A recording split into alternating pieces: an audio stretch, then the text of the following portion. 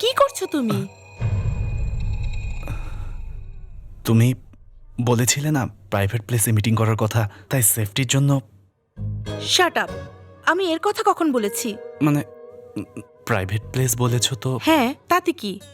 না মানে আমার ফ্রেন্ড বলেছিল নর্থ ইন্ডিয়ান মেয়েরা বিয়ের আগে সব চেক করে নেয়, তাই আমি। ও মাই গড পূর্ণা, তুমি এটা কিভাবে ভাবতে পারলে? নর্থ ইন্ডিয়ান হোক বা সাউথ ইন্ডিয়ান, আমরা যখনই বিশ্বাস করি পুরোপুরি করি, চেক করতে হয় না। আমার এসবের দরকার নেই। সরি। আমার এসব পছন্দ না পূর্ণা।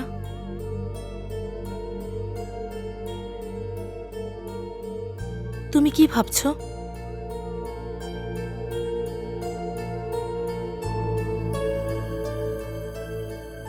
যা হবে বিয়ের পরেই হবে।